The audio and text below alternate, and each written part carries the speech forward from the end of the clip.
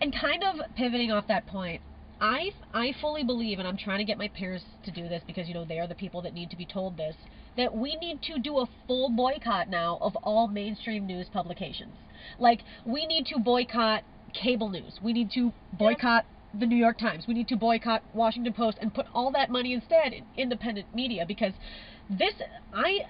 what we've seen after Super Tuesday and like right before Super Tuesday is that the mainstream media has so much more power than I gave them credit for. Like, I did not fully realize how if they want to turn on the propaganda up to 10, 11, they can, and it can move millions of voters. Yeah. So they are the problem. Like, when I say that I want Bernie to start a third party, like, if we had a media system who would report on Bernie starting a third party in an actual unbiased way, that would be one thing. But you know that if Bernie tries to start a third party, all the media is going to be like, this is insane! Trying to bring down the anti-American political system, you know, like that's, and so the biggest fight that we have isn't necessarily even versus Republicans or Democrats, it's the mainstream media. Well, it's establishment versus anti-establishment, and that's what this has always been, and that's also why the only fair fight would be Bernie versus Trump, because it's anti-establishment versus anti-establishment, and then it's just a fight of values. Yeah. Whereas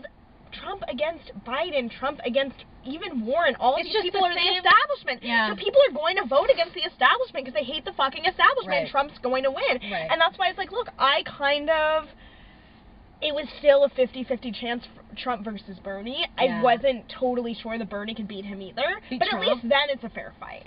It's a fight of values. Well, I mean, and this is about what does America want and what does America believe. But once again, even then it won't be a fair fight, because the media will be on Trump's side. But it's the only close it's closer, because I'm saying, because it's like, otherwise it's like we're just going to keep voting against the establishment because people don't like it. Right. Especially after this. Especially the Democrats are like... And they're embarrassing themselves so much, and they're proving themselves to be every worst thing the right wing has ever said about them. Even Hillary libs, even people who voted for Hillary in the primaries, like in the 2016 election, are like, the Democrats. You know what was so pathetic is that recently Hillary tweeted at Donald Trump like a thing about coronavirus, and it got like 400,000 likes. I'm like, you're disgusting. Who are these Hillary stands out there still that haven't realized that she is actually the most embarrassing thing of all time? Like, this bitch she's talking about this election and like bringing up 2016 all the time. She's like, Joe Biden has, you know, my kind of cola. Like, she's talking about the 2016 election as though she won it.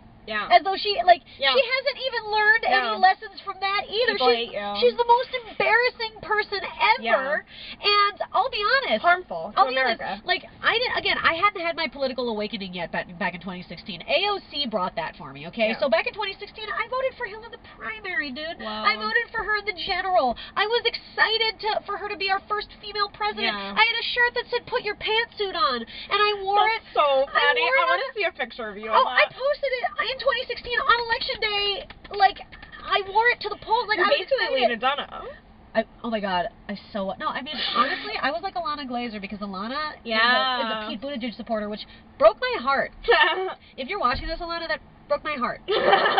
Because you were a hero, and I thought that you were like a real hero. Yeah. But you broke my heart. Buttigieg. Well, it was very lib. Hollywood elite. The Hollywood lib. They all loved him. I said that to someone and they were like, really? And I'm like, yeah. No, superficial, stupid bullshit. Like, again, what was Pete Buttigieg but his resume? Yeah. You know, like, that's all he was. It's like, we don't care about the substance of who he is as, like, a person, his values, like, what his actual record is. McKinsey. That's, like, immediately disqualifying. The fact that he can't go back to his hometown without a horde of angry black people. He was a bad mayor. He was, and he kind of admitted to that. And so his whole thing was that he was so young, and he had such a, such a short career so far because he's so young. And it's like, in such a short amount of time, he managed to become so thoroughly hated. Exactly. Like, he managed to do a lot in his 8 years, and he managed to fail a lot in a small town. He managed to destroy full black neighborhoods, like literally demolish homes. Yeah. In a short time. So it's like, he did make a lot of change, and it was all terrible. And, like, this is, again, he has a short career, and this is all he's done, and it's all the worst. It's all absolute shit. I was talking to a friend of my dad's about politics because we like got lunch, and he was like, yeah, he's like, I liked Buttigieg, but you know, America's just never gonna vote for him because he's gay. That's what I did thought too. Like, that's such a funny take. That's the problem with Buttigieg is that he's gay. Oh, that's his. Okay, see, that's why my dad was supporting him, because he never thought Buttigieg would win, and he wanted to vote for him because my dad. He's gay. Well, because my dad. That's such a funny like way to be progressive. Yeah, no, it's because my dad's brother was gay, and he like died in like the AIDS epidemic of the 80s, you know, and so like he has this like. I thought there was a cat and you were pointing at it. No.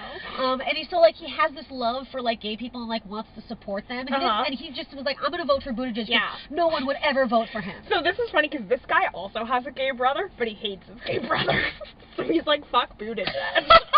He's gay, no one's gonna vote for him. The way different families It is really bad, and everyone's just projecting their own shit onto these candidates. I know. But I will say I got my dad to vote for Bernie, which was so great, because the day that he voted for Bernie, later that day, Buttigieg dropped out. So I was like, Dad, aren't you already feeling great that you voted for Bernie, because already Pete is letting people down? And I think I got day of, half hour before my dad was heading to the polls, I made him talk on the phone with me and got him to vote for Bernie instead of Warren. We're doing our part, guys. And this is, by the way, this is politics in action. Like, no, I'm not even kidding. Like, when people are like, I don't have time to get involved, I don't want to whatever, it's like, this is being involved, talking to your family members, talking to the people that you work with, talking to friends of yours, you know, just like having casual political conversations in everyday life.